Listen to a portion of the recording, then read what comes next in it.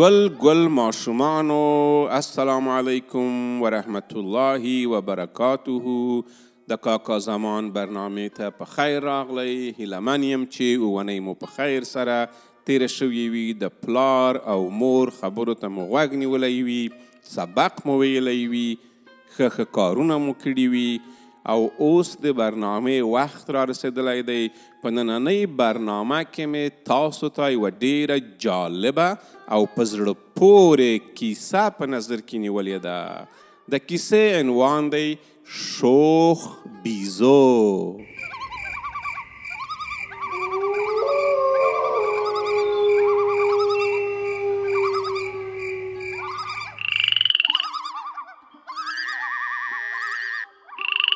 نو که چیرته تیار وی راغونډ شئ رانږدې شئ، راځئ چې د شوخ بیزو کیسه واورو. سمه ده؟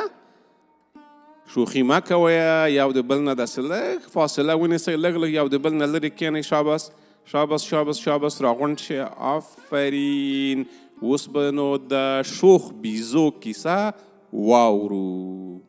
په یو ځنګل کې یو وړوکی او زښت زیات شوخ بیزو ژوند کاوه. پلار او مور یې د ډېرې شوخۍ له لاسه تر سږمو یعنې پزو رسولي وو. هغوی هم له نازه پرې خیز نوم ایښی و. څه شی نوم یې په باندې ایښی و؟ خیز. نو په یاد ولرئ چې د بیزو نوم خیز دی. خیز به تل د ځنګل د ونو له شاخونو څخه ځوړند و. کله به د شاخونو څوکو ته هم پورته کېده. مور او پلار به یې چې هر څومره ورته وویل او خیزه راکوز شه، وبلویږي، خوږ به شې.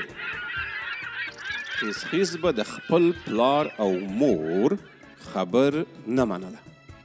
یو سهار وختي کله چې د خیز پلار او مور د سهارنۍ په جوړولو بوخت وو او خیز ته یې پام نه و، هغه پټ د زردالیو ونې ته وخوت. د زردالیو ونه خورا زړه، ستره او لوړه وه. خیز چې خپل مور او پلار لیرې لیدلی وو، نو له ډېرې خوشحالۍ به یې لکه مست مرغۍ له یوه شاخ څخه بل شاخ ته ټوپونه وهل.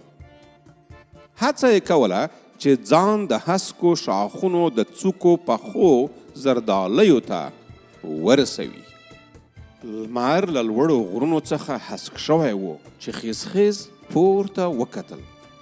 د لمر د زرینو وړانګو رڼا ته یې د سرو زرو د لښتیو په څیر ژیړ زردالو ولیدل چې د تر ټولو لوړې او نازکې څانګې له غوږونو څخه ښکته ځوړند و. د هغه خوندورو زردالیو په لیدلو سره د خیز لاړې په خوله کې ډېرې شوې. شونډې په ژبه لمدې کړې. بیا یې د هغه ژیړو زردالیو په لور ورخیز کړل. څنګه یې چې پښې په هغه څانګه ولګېدې، کړه څانګه یې تر پښو لاندې ماته شوه.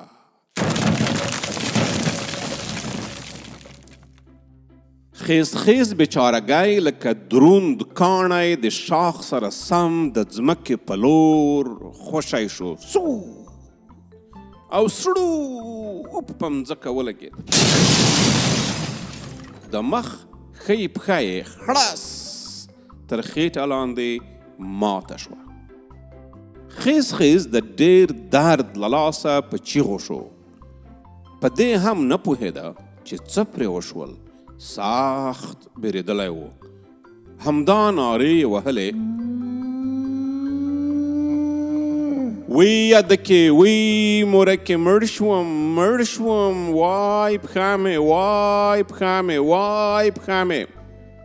مور او پلار یې چې د خیز د ژړا او انګولا غږ واورېد، سخت وارخطا شول.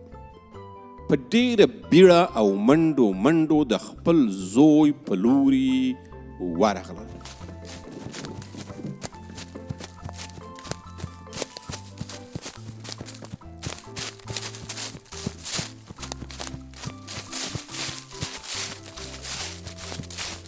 خیز یې د زردالیو تر هسکه ونه لاندې په مځکه خلام ولید چې رڼې اوښکې له سترګو څخه په سپېره مخ باندې ښکته روانې وې او په چیغو چیغو یې ژړل.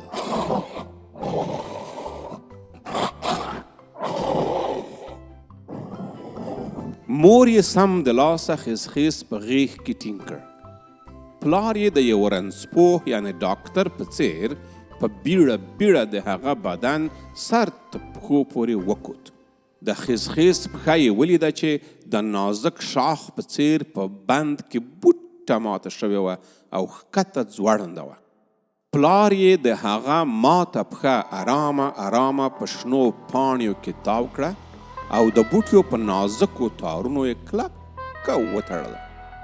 څو شېبې وروسته د خیز د پښې درد یو څه کرار شو. د لوېدلو ډار یې هم له سر څخه لیرې شو. خپل مور او پلار ته یې وکتل چې سخت بیریدلي او وارخطا یې په سر پورې ولاړ. د خپل حالت او د مور او پلار په سترګو کې د هیرې او ډار په لیدلو سره سخت خفه شو. د سترګو اوښکې د چپې پښې د څټ په ویښتانو باندې وچې کړې. بیا یې خپل پلار او مور ته پورته وکتل او ویې ویل. خوږو ماشومانو پوهېږئ چې څه یې وویل؟ نو داسې یې وویل: پلار جانه، مور جانې، ما وبخئ، زه په خپل عمل باندې سخت پښیمان یم. دا ځل مې وبخئ، بیا به هیڅکله داسې کار ونه کړم چې تاسو پرې خفه او وارخطا شئ.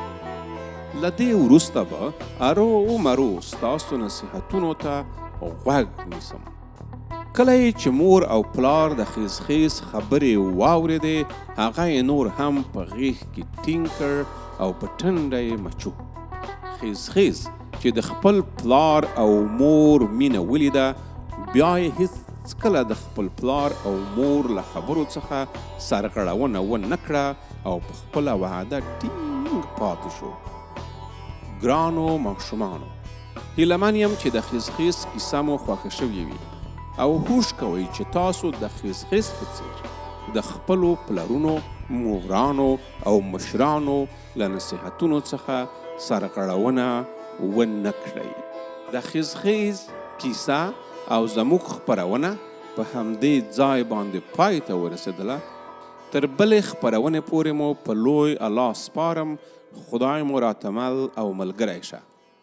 خو مخکې د دې نه چې ولاړ شئ، ما ته به یوه وعده راکوئ. هغه دغه ده چې تل به خپلو مشرانو، پلرونو او مورانو ته غوږ نیسئ. د سړک نه چې تیریږئ، ښی اړخ او چپ اړخ ته به ګورئ. د موټرانو ته مخ به منډې نه وهئ چې ډېر خطرناک شوي دي. او درسونه به وایئ، سبقونه به وایئ او ښه خلک به اوسیږئ. خدای مو راته مل او ملګری شه. په بله برنامه کې به بیا هم سره ووینو. د خدای په امان.